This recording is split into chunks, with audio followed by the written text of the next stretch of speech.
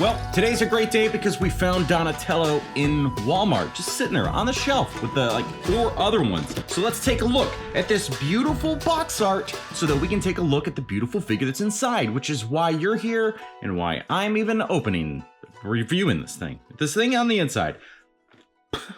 This is a stunning work of art. That's just how it goes, okay? And why is it a stunning work of art? Because of these two. As always, doing incredible work together. But you gotta appreciate NECA always putting the people involved in the bottom of the box. All brains need to do this. Side of the box, you got this shot, which is part of a bigger collage. And I think that you can order that now from Ben Bishop. And if you can, I'll put it on the screen. If you can't, sorry. Other side of the box, we've seen this one, but now it tells us that Donatello's number 5 in the series. Back of the box, you get some shots in action of this figure and his infamous gapped teeth. But that's okay. That's how he is. Flip the flap, you got your boy in here with his Staffy Doo, and then you got him looking like that in the packaging. He's got the dirtiest shell out of all of them, it seems. And why would you wear white or off-white when you have to go fight people? Because you know that's gonna get dirty real easy. It's not easy, you know, you get blood in there, it's gonna be hard to wash out. Anyway, let's open this thing and take a look at this beautiful boy. Do you open your boxes from the bottom or the top? For some reason I always go from the bottom. Sleeve inside, we've seen it before. If you got any of these Ronins or you've watched my videos, you've seen it. You know who I don't have that I need? Splinter.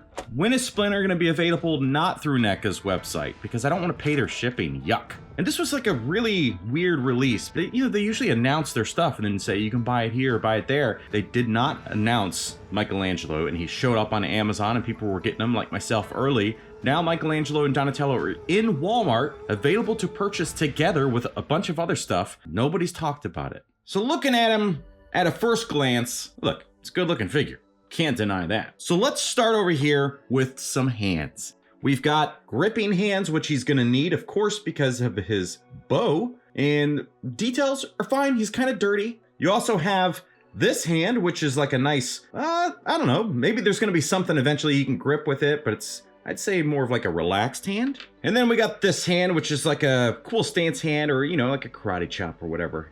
Nice to have, appreciate it. Seems familiar, like we've had that with some of the other turtles, but whatever. It's Donatello. Then you get this helmet piece or hat or whatever the actual term is. I like that it's not sculpted to a head so that you can still swap things around. I like this. The paint details look good. The sculpt details, of course, look good. So thank you to me for you. I don't know what I'm saying. Then you get his bow staff.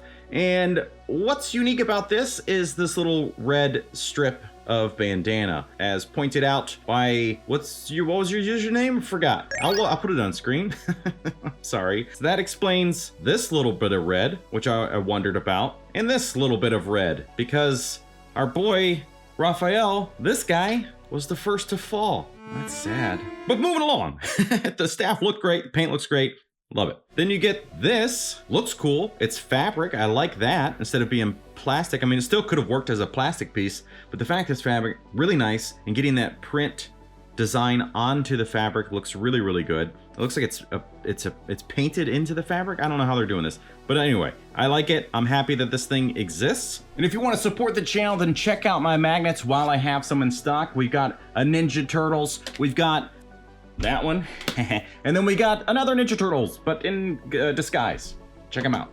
Link in the description. But the thing that makes everybody mad, including myself, is the fact that, honestly, you can't attach this to his back. He doesn't have a strap for it. You could do this so it's at a weird angle. You could do this so it's at a weird angle. If you really wanted to, but then he has to hold his bow staff, and that looks dumb. But guess what? Don't worry about it, because look, inside the comic, here you can see that banner on the sides of these walls, and you can see it attached to the back of this person, not Donatello, because that his staff never attaches to Donatello. So don't worry about it. It doesn't need to attach to him, because it's not accurate. So they wouldn't include that. Alternate face in the box is a nice gritting teeth one. You gotta have that, especially for these boys. Now, the one thing about Donatello is that he has quite the double chin, doesn't he? You can kind of see it here, but just wait. Look at this one. He is big time double chin boy. I don't know. I mean, a lot of us probably have that. A lot of us will have that. Comes with age. He's getting older. He's not a teenager anymore. So let's just not give him such a hard time. for being a little bit chubbier around the neck. He's still muscular. Anyway, looking at the figure itself, the details are stunning as always. Now, I will say I'm pretty sure that mine has a bunch of paint issues. Like very blatant ones. Some of you probably saw this as soon as it came out of the box. This is not supposed to be like this. And I'll point out the problems here in a second. But we want to start at the top. Look at this. We got some nice armor bits because he's kind of more in that feudal Japan style in that part of the comic. You can see his shell poking through the back, obviously where his staff is going to go through. All the little pouches around his belt like we've seen with some of the other turtles. He seems to be less armored up compared to the others, which might be a downfall for him. He's not as protected, but it looks awesome. I love this sculpt. It's just so great. Honestly, it's so great. Now this purple piece going down the front of him, which is unique. It makes it look like it's like an extended bandana, but his bandana's back here just as normal. But my goodness, it's such a beautiful piece of art. And a nice little tied off bit on the belt, which I do like this. Now, what is the problem with this guy? Where are we seeing this major issue that it bothers me? Well, really, the pants are substantially darker gray than they're supposed to be. And you can tell because there's something going on here at the bottom half of the legs. Like these were painted separately from the legs. So you're getting this kind of white with gray wash happening, where this is like a gray with just gray got all over it.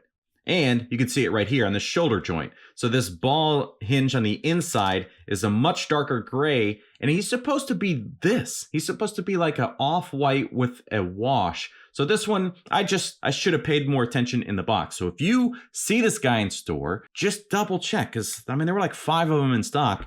Just really pay attention, try to find it so it matches and it doesn't look like he's got some kind of diaper piece with the top folded in with dark legs. So this is a problem. This is an exchange for sure on my end. Moving on, we got to talk about other things like articulation. So the head, let's check that thing out because that's what you use to look around. So he can go up, actually more than you would think, which is nice. And then down is okay. He's got a little bit of side to side, which is good. And it works really well if you take the head off completely. The shoulders go out into beyond a T-pose, which is great. And this is a softer rubber, so you don't really have to worry about that thing causing problems for articulation. So thank goodness for that. There's rotation. You got up here at the bicep, it rotates. Everything's on the perfect kind of hinges and joints that we've seen with the other Ronin line, which is a great setup. You got double jointed elbows, no pads causing any issues with that. And the wrists, which are pretty standard as well. Then you got waist articulation.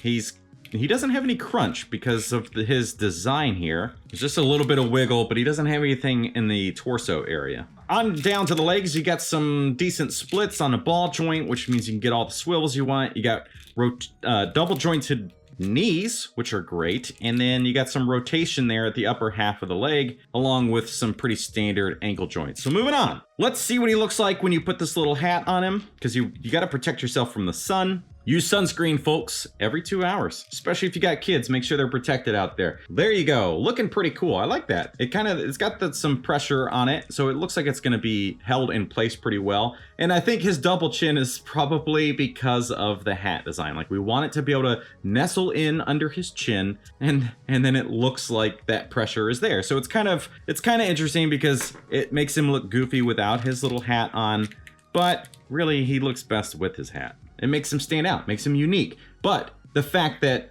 they considered that sculpt, that pressure point of this thing on his head, means it's going to stay on there and it's going to look really, really nice in action. And I forgot to say, so I'll say it now, he's got punching fists on by default. And what's great about this whole line is that, they get these little flashback scenes that are just like a few pages long, and then we get full figures based on them. They're beautiful designs in the comic. So what does that mean? What do we get next? Because there are some characters in The Last Ronin that are in it as kind of bigger points of the comic, like the main villains and things that you really want to see. So I imagine this line is going to go for quite a while. We're going to get a lot of stuff. Plus, at the very end of the comic, you do get a glimpse of them without all of this clothing and stuff on, and they look beautiful. So I think we could see those as well. But look at this guy. It's such a piece of art, and I think I say that every single time I do a Last Ronin figure. Now, let's get this stuff out of the way. Scoot! let's put him down and compare him to the brothers.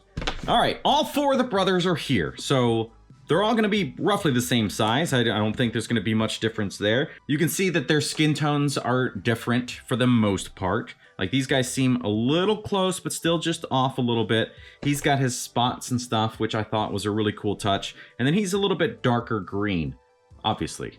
Different styles of armor. Obviously, this is more like tactical stuff with these guys. And then based on that comic flashback you saw, he is more of like a feudal Japan thing. And it looks really, really nice. I love it. Him and Splinter running around. I've said it when it was just these 3. And these 3 work really, really well together. You toss him, he does stand out, obviously, big time because of the colors.